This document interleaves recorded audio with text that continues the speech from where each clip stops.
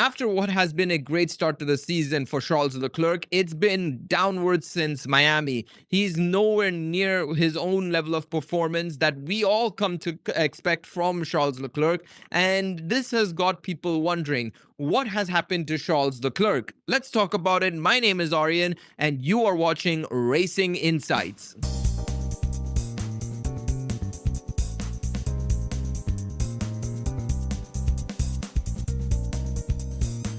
Charles Leclerc has been having a torrid time. Since Miami, he's been struggling consistently. In Miami, of course, after what was a good start to the weekend and generally a good race, he threw it all away on the last lap to what I would personally call overthinking, because he thought that he should be behind Piastri in the overtaking zone or detection zone, that is to say, to be able to use that overtake to get him back and stay ahead of him for the rest of the lap. Unfortunately, that led to him spinning out on turn 2, turn 3. Of course, due to the extra deployment power, he just overcooked it and he went into the wall, losing a huge amount of points to which he probably shouldn't have lost those points. In Canada, he was completely off the pace to Hamilton due to, at the time, what was known to be potential setup issues, to which it got confirmed in Monaco that he was facing brake issues since Canada. Now, that obviously was a big problem in Monaco itself, because in qualifying he tried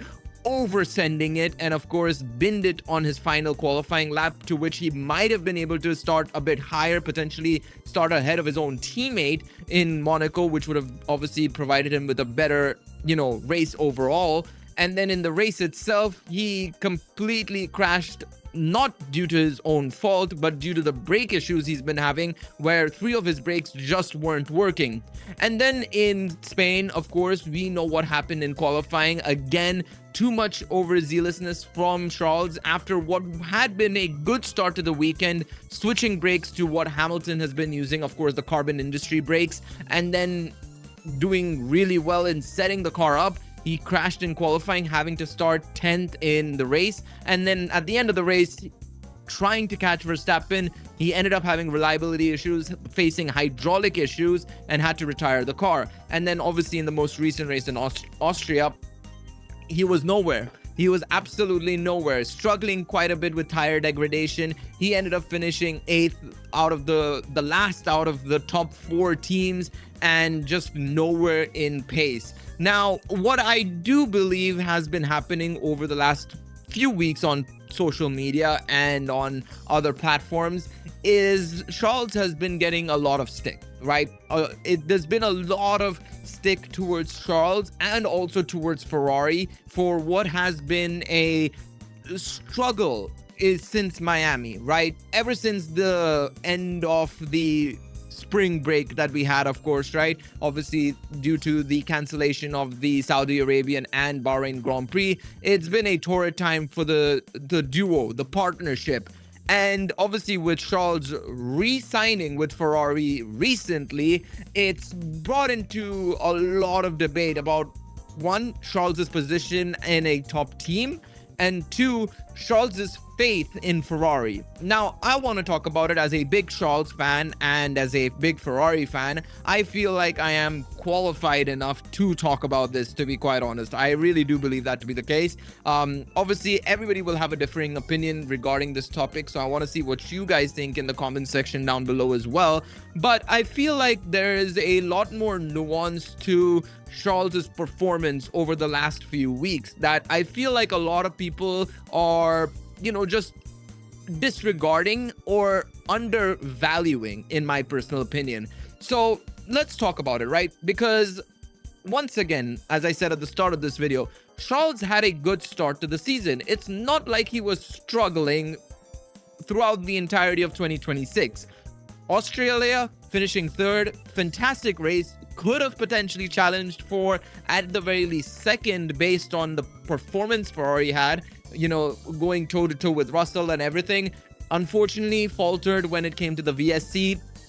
Didn't make the right decision at the time, pitting in alongside George Russell and Kimi Antonelli to take advantage of the free pit stop that they were going to get potentially. I think they were potentially banking on more safety cars happening, which never ended up happening, thereby struggling to get an opportunity to do a proper pit stop. And then in China, he was fourth, finishing only behind the Mercedes boys and Lewis Hamilton. In Japan, he finished third again, of course, getting onto the podium only behind the Mercedes boys. So it's not been a terrible season when you look at the grand scheme of things, right? Because he's had a good start. But you do have to acknowledge and accept that the last 5 rounds that we've had have been, for a lack of a better way of putting it, disastrous. It's not been good enough by Charles' standards, and of course the standards we set as fans for a top driver. Now, one thing I will say about this whole situation is I do think Charles has some fault, to be quite honest. A lot of people, there's been 2 sides of the coin when it comes to Charles and his performance. One, people who are defending him, saying that Ferrari is the one at fault. They're the ones who have not rewarded Charles for his faith in the team. They've given him a bad car once again, and he's just not doing a good, they're not doing a good enough job to keep up with the likes of Mercedes. They're not politicking enough. They're not doing this, that, or the other to ensure that their drivers are able, and especially Charles, is not able to challenge for wins, the championship. And on the other side, you have people who are saying Charles is just a shit driver. He's nowhere near the top drivers whatsoever. He's not capable of winning races to a higher degree like the likes of Verstappen or Hamilton and so on and so forth. Or he's not capable of winning a championship like Hamilton or Verstappen. What I will say to that, and I will start off with that side first, and then we'll come on to Ferrari, is I think we'll start off with the Charles's mistakes. I think we'll start off with that first, because Charles has made mistakes this season. There's no denying it, right? Miami, I think that was just idiotic. As a Charles fan, I think that was the dumbest decision he could have made. I've seen some people defending that, saying that, oh, he at least tried something, but you got in a championship, you take the guaranteed points. You don't try and do something to ensure you get more points when you know it's not possible. It's those decisions that you have to make to ensure you win a championship. Do you just take the guaranteed points and walk away, or do you try and push for more and potentially gain less points?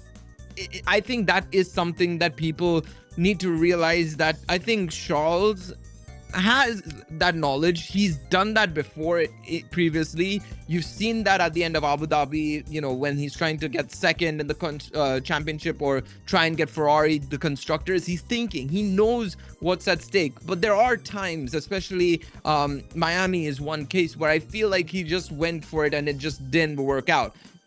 It's a risk factor he needs to understand, the percentages that he needs to kind of get used to be able to ensure that he gains those guaranteed points to win a championship, right?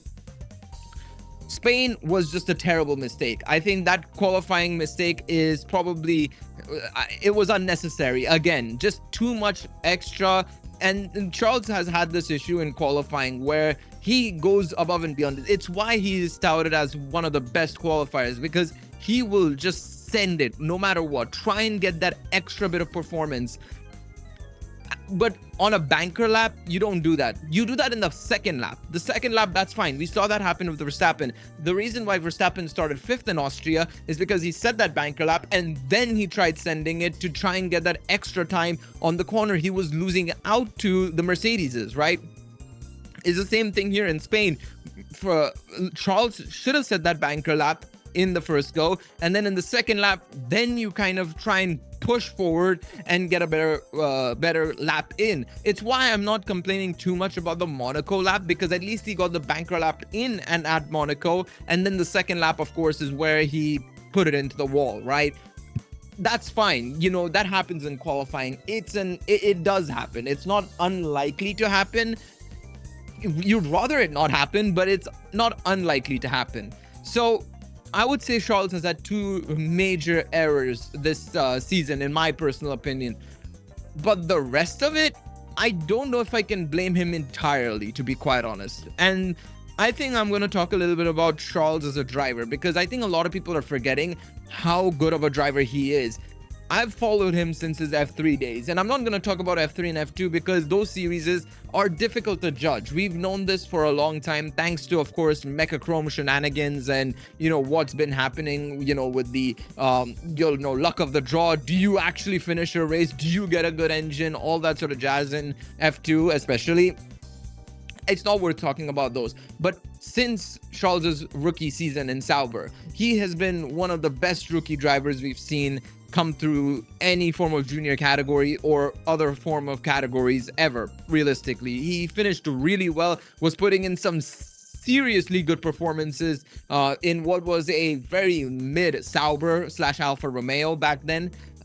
In 2019, getting that drive for Ferrari, he was able to immediately challenge Sebastian Vettel, who obviously, yes, he was degrading as a driver. Let's be real, Sebastian wasn't the driver he was in 2018, 2017 even, or even before that. He was slowly degrading, but Charles still took the challenge to his more senior teammate and was able to perform really well, got a couple of good wins, challenged strongly against his fellow drivers, and was able to combat them with some good driving. Remember that battle with Max in Silverstone? Good battle. And then, of course, in 2020, he was provided a shit car. He couldn't do anything, and yet he was still able to get a podium, I think it was, or two in the season. 2021, same thing. Not a great car, still being affected by that whole engine debacle that happened in 2019. Was able to still perform really well, nearly got a win in Silverstone when that whole Max Verstappen, Lewis Hamilton crash happened at Copse. And then in 2022, had a great car at the start of the season, was able to perform really well, made a couple mistakes, but still was able to really do well. And then in the second half of season, it just derailed entirely due to Ferrari being Ferrari and the upgrades being shite. 23, bad car. 24, really good car, showed some good performances, some good battles. Had that amazing last race where he nearly won Ferrari, the constructors, coming back from the back of the grid to 10th. In one lap, and then going to finishing third.